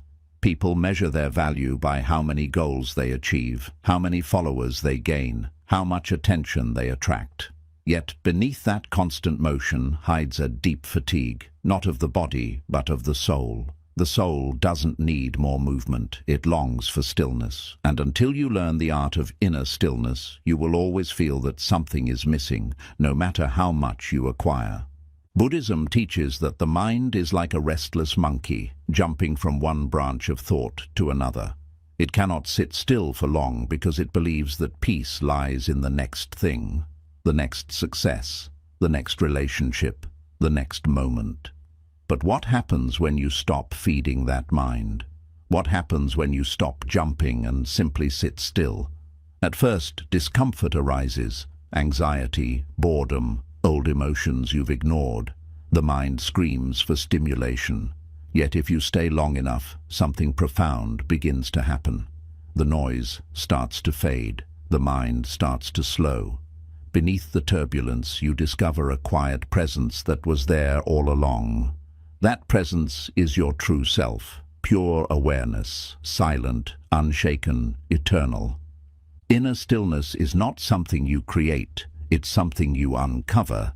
It's always been there, hidden beneath the layers of thought and emotion. Imagine a muddy pond. When you keep stirring it, the water remains cloudy, but when you stop and let it rest, the dirt settles and the water becomes clear. The same is true of your mind. When you stop reacting, stop fighting, and stop chasing, clarity arises naturally. You begin to see life as it really is, not as your thoughts describe it, but as it unfolds moment by moment. The Buddha called this clarity vipassana, or insight. It's the ability to see through illusion, to recognize that most of your suffering was never caused by life itself, but by your resistance to it. Stillness doesn't mean the absence of movement in the world. It means the absence of inner resistance. You can be busy, yet peaceful, active, yet grounded, because your core remains untouched by external chaos. When you cultivate stillness, you begin to observe your thoughts instead of becoming them. You realize that every worry, every judgment, every story your mind tells is just a passing cloud in the vast sky of awareness. You no longer chase every emotion or thought that arises. You simply watch them, and in doing so, you take away their power. This is the essence of Buddhist meditation, not to control the mind, but to stop letting it control you. In stillness, the heart begins to heal. Emotions you've buried for years rise gently to the surface. Fear, grief, guilt, regret. You may feel waves of discomfort at first, but don't run from them. The Buddha said, "Pain is certain, suffering is optional." What he meant was that pain is inevitable in life, but suffering arises when we resist pain, when we label it as wrong and try to escape it. In stillness, you stop escaping. You let pain flow through you without clinging to it. Slowly, it transforms into wisdom. You begin to see that even the darkest moments of your life carried hidden lessons. Each heartbreak softened you. Each loss deepened you. Each failure humbled you. True inner stillness is not apathy or detachment from life. It's a deeper form of engagement. When your mind quiets, your perception sharpens. You start noticing the beauty in ordinary things, the warmth of sunlight on your skin, the sound of leaves in the wind, the taste of water when you're truly present. You no longer need extraordinary experiences to feel alive, because you've discovered the sacredness in simplicity. Every moment becomes meditation, every breath becomes prayer. Buddhism calls this sati, mindfulness. It's the practice of being fully awake in each moment, without drifting into the past or rushing into the future. Most people live like ghosts, physically present but mentally elsewhere. They're reliving yesterday's pain or worrying about tomorrow's problems, never realizing that life is happening now. But when you cultivate inner stillness, you anchor yourself in the now. And in the now, suffering cannot exist, because suffering only lives in time, in regret over what's gone or fear of what's coming. Inner stillness also changes the way you relate to others. When your mind is calm, you stop reacting to people's behavior out of emotion or ego. You listen more deeply, speak more gently, and love more purely. You begin to see that everyone is fighting their own unseen battles, trapped in their own restless minds. Compassion arises naturally because you recognize yourself in them. You realize that peace isn't something you can force on others. It's something you radiate. Your stillness becomes a mirror that helps others see their own. But the most profound gift of inner stillness is freedom. Freedom from fear, from need, from the endless search for more. When you are still, you no longer chase life because you realize that life is already complete. You stop asking, "What can I get?" and start asking, "What can I give?" You live not from lack, but from abundance. You no longer need the world to fill you because you've discovered the fullness within yourself. The Buddha often said, "Be still and know." He didn't mean intellectual knowledge. He meant direct experience. In stillness, you know that you are not separate from life. You are life. You are not a drop in the ocean. You are the ocean in a drop. You are not a soul wandering through the universe. You are the universe expressing itself as a soul. When you rest in that realization, the search ends. You stop trying to become something and simply allow yourself to be what you already are. Stillness doesn't remove challenges from life. It changes how you meet them. You still experience pain, loss, and change, but they no longer define you. You observe them come and go without losing your balance. Like a mountain standing tall amid storms, your inner peace remains unmoved. And in that peace, wisdom blooms. You start understanding that everything in life, every success and setback, every gain and loss, is part of your awakening. Life was never against you. It was always teaching you how to return home to yourself. When you live from stillness, even time feels different. You no longer feel like you're running out of it, because you've stepped into timelessness, the eternal present moment. You realize that the past is memory and the future is imagination, but awareness is eternal. This realization dissolves fear, fear of death, fear of loss, fear of the unknown. because you see that what you truly are cannot be lost. The body changes, the mind changes, the world changes, but awareness, your essence, remains unchanged. It was here before your first breath and will remain after your last. Inner stillness is not a luxury, it's a necessity. Without it, you remain trapped in the machinery of thought, constantly reacting, constantly seeking, constantly suffering. But with it, you become free. You no longer live as a fragment, you live as the whole. You begin to embody what the Buddha meant when he said, "Within this very body and within this very mind lies the entire universe." So stop running, sit down, breathe, feel, let everything settle. Don't try to fix, chase or escape. Just be here. Watch the waves of thought rise and fall without getting lost in them. Watch your emotions flow and fade without labeling them.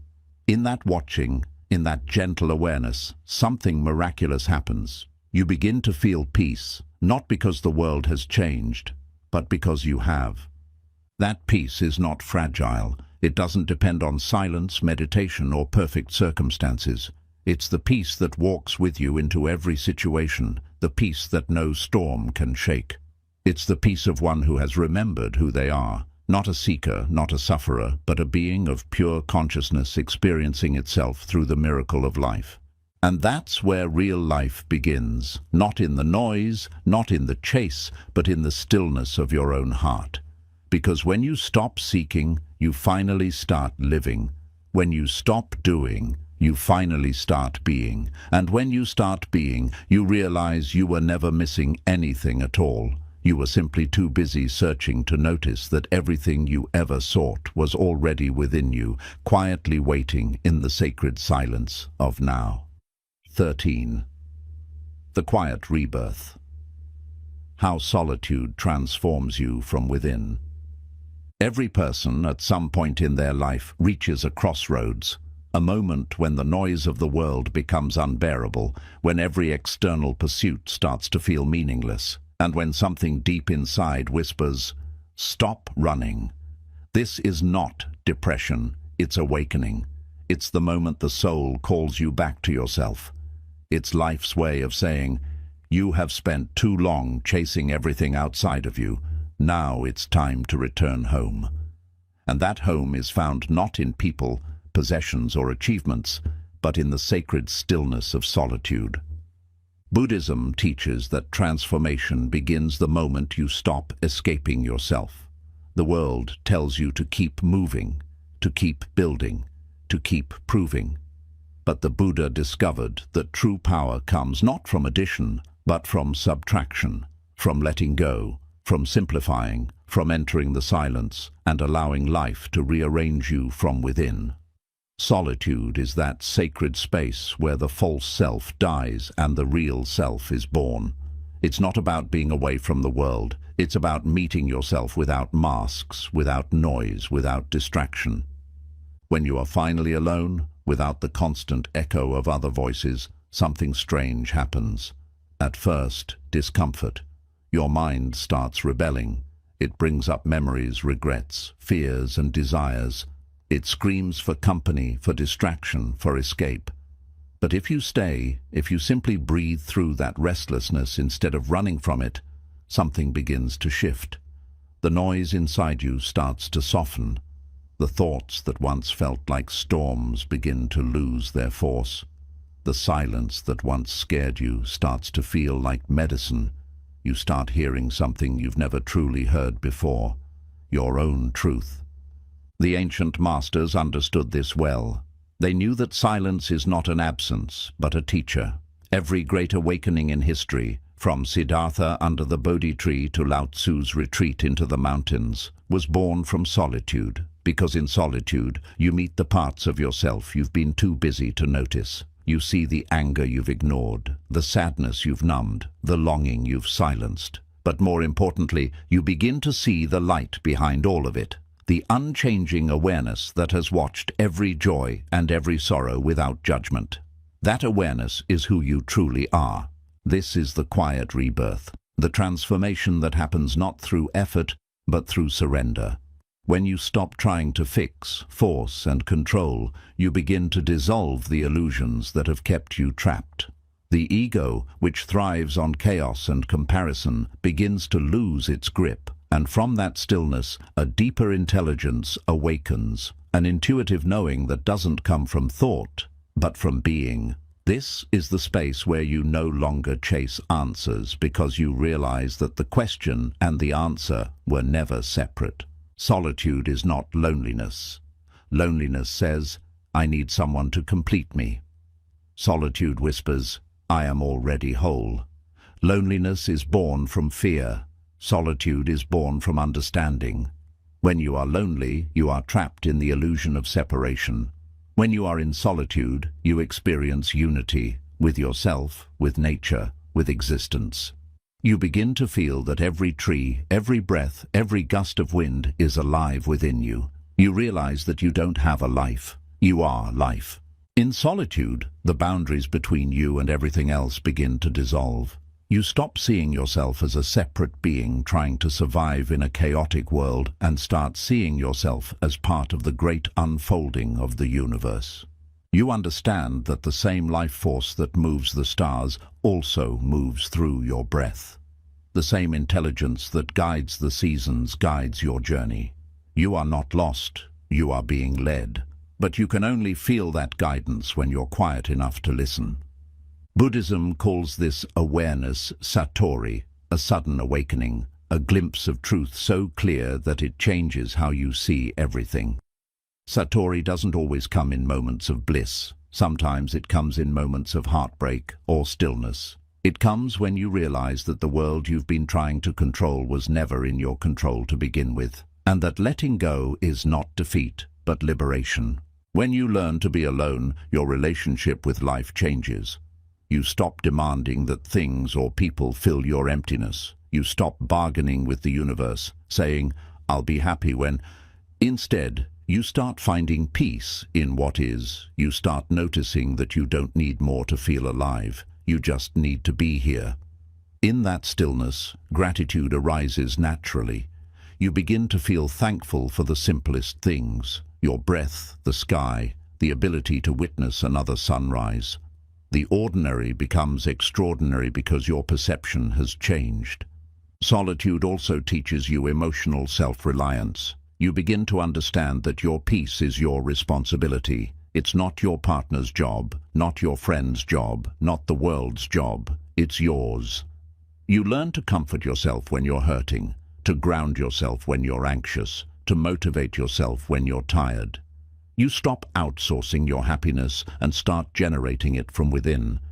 This is what the Buddha meant by self-mastery, not control over others, but mastery over your own inner world. As this transformation deepens, the fear of being alone disappears. You no longer fear silence because you've made peace with it. You no longer crave constant stimulation because you've discovered the sweetness of stillness. You no longer fear losing people because you know that nothing real can ever be lost. Love doesn't vanish when people leave. It simply changes form. You begin to love from freedom, not attachment. You give without expecting, and you walk away without bitterness. There's a power that arises from this kind of peace, a quiet strength that doesn't shout or boast, but simply is. It's the strength of one who has faced their own shadows and found light behind them. It's the confidence of someone who no longer needs to prove anything because they've found truth within. When you master solitude, the world no longer controls you with fear or praise. You move through life calmly, like a mountain surrounded by storms, unshaken, grounded, present. This inner transformation doesn't mean you isolate yourself forever. On the contrary, once you've healed through solitude, you return to the world with a softer heart and clearer eyes. You can love people without clinging to them, listen without judging, and speak without ego. Your energy becomes different, peaceful, magnetic, authentic. You don't need to seek connection anymore because your very presence becomes connection. People are drawn to you not because you entertain them, but because you remind them of the peace they've forgotten. The Buddha often used the image of a lotus flower. It grows in muddy water, yet remains unstained. Solitude is the mud, and awareness is the lotus. In solitude, you face the dirt, the pain, the confusion, the loneliness, and from it, your consciousness blooms. The mud is not your enemy. It is your teacher. Without it, there would be no growth. Without darkness, no awakening. Without solitude, no self-realization. When you emerge from this quiet rebirth, you carry something sacred within you, an inner silence that no chaos can touch. You no longer seek peace because you are peace. You no longer search for love because you are love. You no longer chase meaning because you are meaning. And from this realization, everything changes. The world remains the same noise, the same struggles, but your perception transforms completely. You see through the illusions of fear, comparison, and control, and what remains is pure presence. And that presence is life itself, flowing, ungraspable, eternal. When you walk through the world with that awareness, every step becomes meditation, every breath becomes prayer, and every moment becomes sacred. You understand what the Buddha meant when he said, if you are facing in the right direction, all you need to do is keep walking. You stop rushing, you stop striving, you simply live fully and fearlessly in the now. So, if life has led you into a season of solitude, don't fight it. Don't call it loneliness or emptiness. Call it what it truly is, rebirth, the quiet before transformation, the pause before clarity, the sacred silence where the false self dissolves and your true self finally awakens. Because when you embrace solitude, you discover that nothing outside you can define you, complete you, or save you, because you were never broken in the first place. You were always whole, always divine, always enough. And when you truly see that, not as an idea but as living truth, you will understand what it means to be free. That freedom is not loud. It doesn't demand attention. It's calm, subtle, unshakable, like still water reflecting the sky. It's the freedom of knowing that you no longer need to chase anything to feel alive, because you are already everything you were seeking. This is the quiet rebirth. The moment you stop running from yourself, return to your center, and realize that real life doesn't begin when you find someone else. It begins when you find yourself. And when you finally do, the entire universe feels like home. 14. The space between thoughts. Discovering the infinite within. There's a silence that exists deeper than quiet rooms and empty landscapes, a silence that lives inside you. It's not the absence of sound, it's the stillness beneath every experience, the awareness that watches everything come and go. Buddhism calls it shunyata, emptiness, not as nothingness, but as infinite potential. It's the place where the mind dissolves and pure being remains. When you touch this space between thoughts, you discover something extraordinary, that all your seeking, all your suffering, all your striving were happening on the surface of something vast, eternal, and untouched. This realization doesn't happen through effort. It happens through presence, through being here, completely, without resistance, without story. Most people live entirely on the surface of their own consciousness. Their lives are full of noise. Not just the external kind, but internal noise. Thoughts, judgments, plans, regrets, fears. They rarely experience life as it is because the mind keeps overlaying commentary on everything. You see a sunset and the mind says, "Beautiful, I should take a photo." You sit in silence and the mind whispers, "This is boring." You feel sadness and the mind shouts, "Something's wrong with me." Every moment is filtered, distorted, and labeled, and in that constant chatter, the sacred space between thoughts is lost. But Buddhism teaches that the space is the truth, that what you truly are is not the thought, but the awareness in which thought arises. You are not the wave, you are the ocean that allows every wave to exist. Thoughts, emotions, sensations, they're all temporary visitors. They come and go, but the awareness that sees them never changes. This is what the Buddha meant when he said, "Within this very body and within this very mind lies the entire universe." To realize this, you must slow down, not just physically, but mentally. You must stop living as a reaction and start living as a witness. In the beginning, this can feel strange, even impossible. The mind has been in control for so long that stillness feels unnatural. But if you observe closely, you'll begin to notice small gaps between your thoughts, brief pauses of awareness. Maybe it's a moment after exhaling or a flicker of quiet after a strong emotion passes. In those tiny gaps, something timeless shines through, pure presence. That's you. Meditation is the practice of expanding those gaps.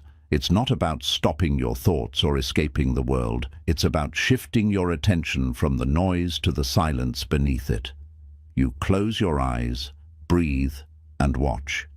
You let thoughts rise and fall without chasing them. You don't suppress them. You simply stop identifying with them. Slowly, the grip of the mind loosens. The thoughts continue, but they no longer control you. You begin to rest in the space between them, vast, clear, infinite. In that space, something miraculous happens. The boundaries of the self begin to dissolve. You stop feeling like a separate I inside a chaotic world. You start sensing that everything is happening within you. Every sound, every sight, every breath. You realize that the world isn't outside of you. It's a reflection appearing in your awareness. The trees, the wind, the people, all moving through the same silent consciousness that you are. This is what enlightenment truly means. Not floating above life, but merging with it so completely that separation disappears. And when separation disappears, suffering disappears too. Because suffering can only exist when there's a you resisting what is. The moment you surrender to the flow of existence, pain loses its sting. Fear dissolves because there's no one left to be afraid. What remains is pure being, effortless, eternal, free. Buddhism often uses the metaphor of the sky. The mind, with all its thoughts and emotions, is like the weather. Clouds forming, storms passing, winds shifting. But awareness is the sky itself, vast, open, untouched. No matter how violent the storm, the sky remains clear behind it. When you learn to rest in that sky, your entire perception of life changes. You stop fearing the clouds. You stop fighting the storms. You let them come and go, knowing they cannot harm what you truly are. In this stillness, creativity and clarity begin to bloom. The most profound ideas, the deepest wisdom and the purest love all arise from silence. You begin to see that silence is not passive. It's active, alive, intelligent. Every time you drop into it, you align yourself with the rhythm of existence. You stop forcing outcomes and start allowing them. Life begins to flow through you instead of against you. You speak less but say more. You act less but achieve more. Because your actions are no longer driven by fear or ego, they come from truth. This is why the Buddha called meditation the pathless path.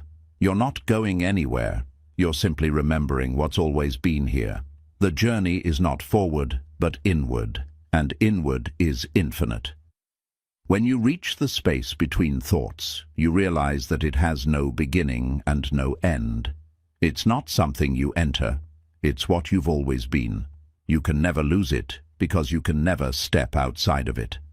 But here's the paradox. You can only experience this truth when you stop trying. The more you chase stillness, the farther it runs. The more you try to be present, the less present you become. The key is surrender, a soft letting go of effort. When you stop striving, stillness naturally reveals itself. Because stillness is not something you create. It's your natural state beneath all the striving. As you begin to live from this awareness, everything transforms. You stop taking things personally. You stop reacting impulsively. you stop needing to prove anything. You become like a mirror, reflecting life without distortion, without judgment. Pain still comes, but it no longer defines you. Joy still arises, but you don't cling to it. You live in perfect balance, free from the highs and lows of attachment. This is what the Buddha meant by nirvana, the extinguishing of craving, the end of illusion, the peace that comes from no longer identifying with the storm. When you walk through the world with that awareness, you begin to see the divine in everything, in laughter, in sorrow, in strangers, in silence. You see that life was never meant to be conquered. It was meant to be experienced. Every breath becomes a gift. Every encounter becomes sacred. You stop asking life to give you more because you realize it already gave you everything, this moment. And when you finally rest in that realization, you awaken to a truth that words can only point toward. You are not in the universe. The universe is in you. You are the space between thoughts, the silence between breaths, the stillness beneath all motion. You are the awareness watching the play of life unfold, eternal, peaceful, infinite. That is the art of inner stillness. It's not a practice you master once, it's a way of being you return to again and again. Each time you fall back into noise, you can remember, the silence is still there, waiting. It has always been there, patiently holding every moment of your life. So pause, breathe, look between your thoughts, not at them. Feel the space that watches everything come and go. That space is you, vast, timeless, free. And when you live from that awareness, real life begins. Not the life built on striving, but the life that simply is. The life that doesn't need meaning because it is meaning. The life that doesn't chase peace because it is peace. The life that doesn't seek love because it is love. When you discover that silence within yourself, you don't escape the world, you embrace it fully. You move through life quietly radiant, softly aware and deeply alive. That's the quiet enlightenment, not the escape from reality, but the discovery that you are reality itself. 15. The unshakable self, finding peace that nothing can take away.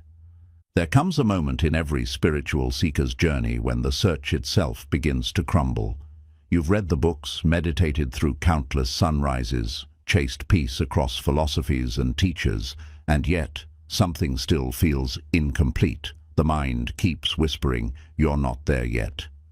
You begin to wonder, what if there is no there to reach? What if peace isn't something to achieve, but something that was never lost? Buddhism answers this with profound simplicity.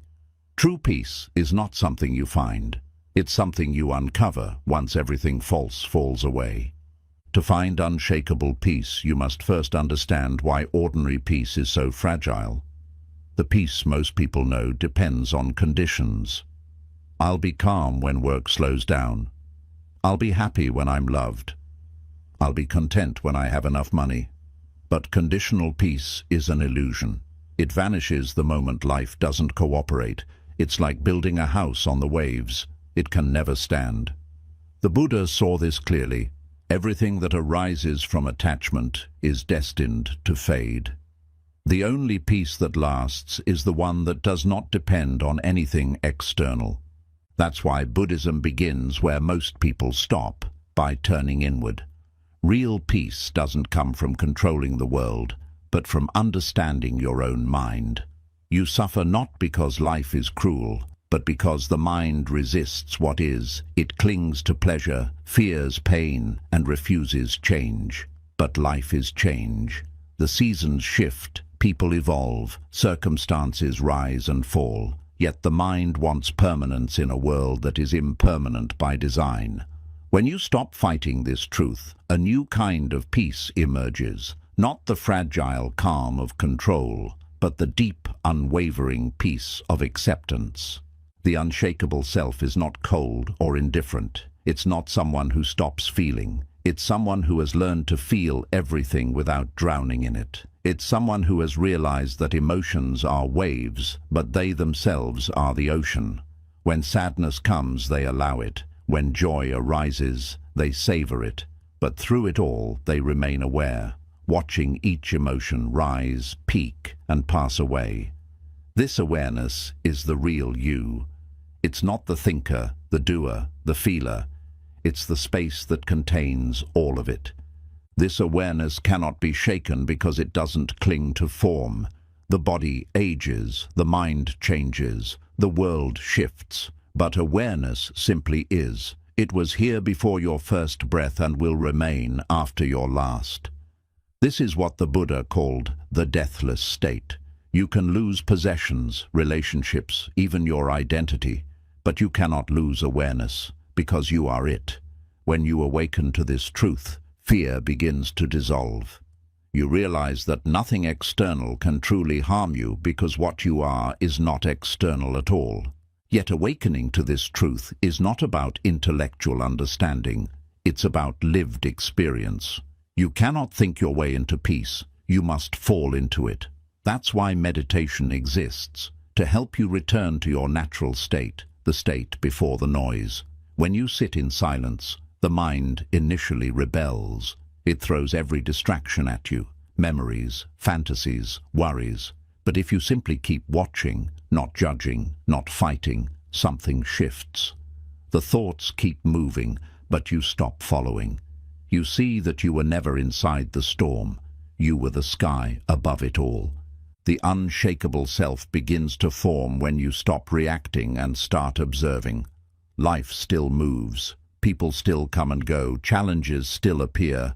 But your center remains untouched. It's like sitting beside a river instead of being swept away by it. You see the current, but you are not the current. You no longer say, "I am angry."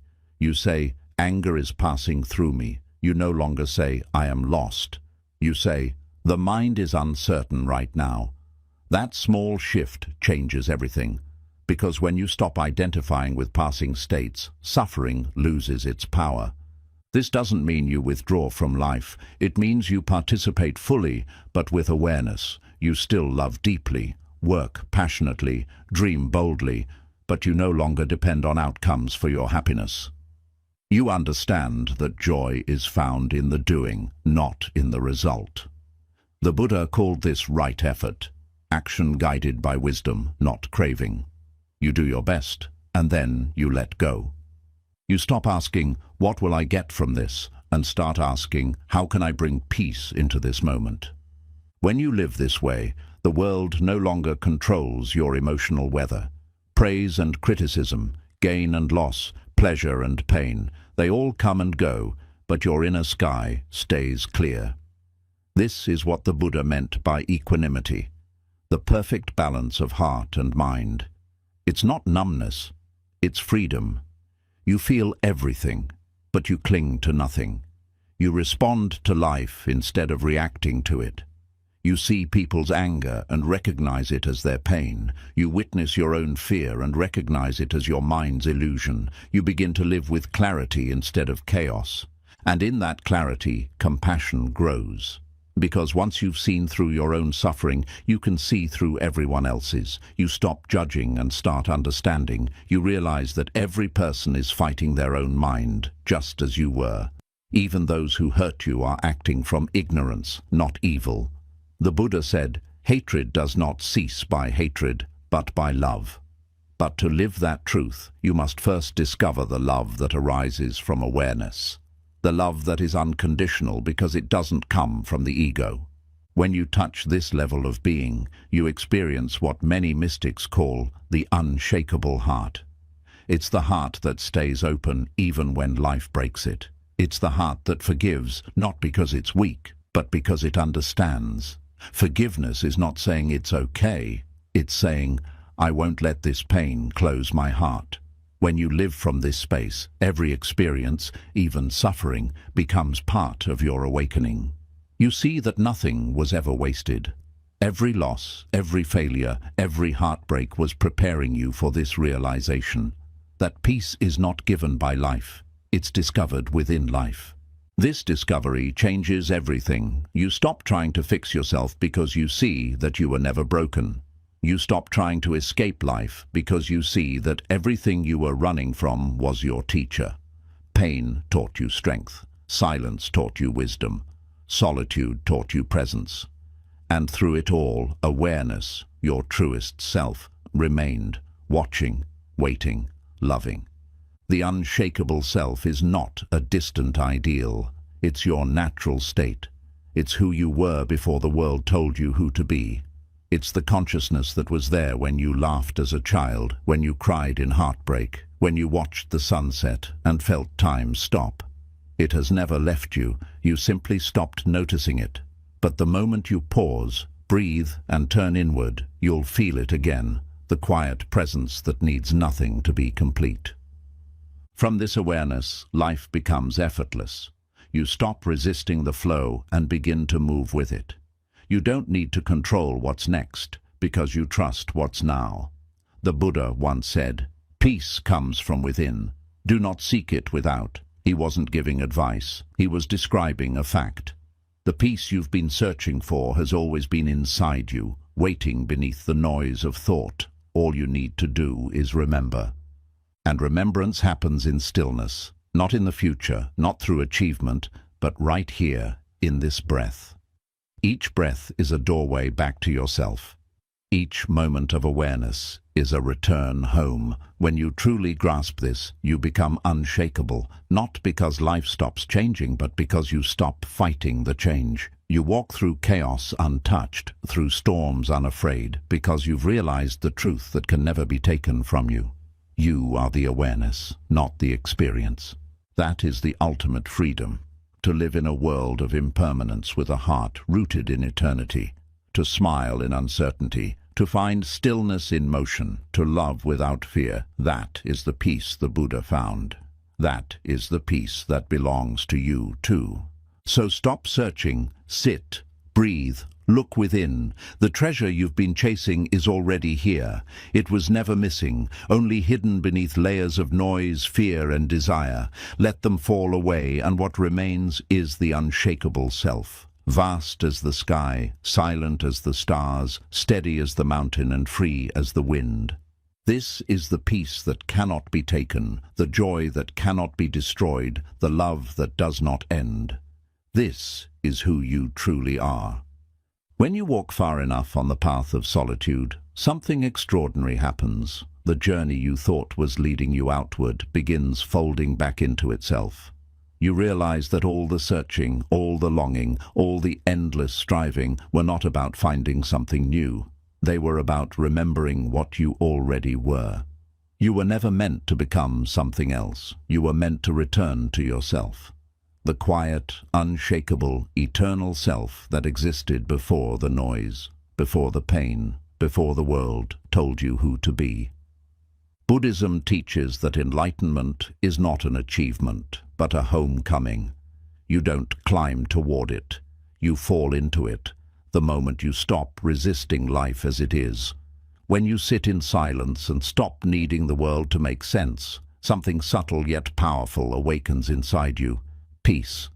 Not the fragile peace that depends on comfort or understanding, but the vast peace that simply is. You begin to see that nothing is missing, nothing was ever broken, and every experience, the joy, the sorrow, the chaos, was part of your unfolding into awareness. You no longer crave validation, because you've found truth. You no longer chase love, because you are love. You no longer seek meaning, because life itself has become sacred. Every moment, every breath, every encounter becomes an expression of the divine. You walk through life lighter, softer, freer, not because the world changed, but because you did.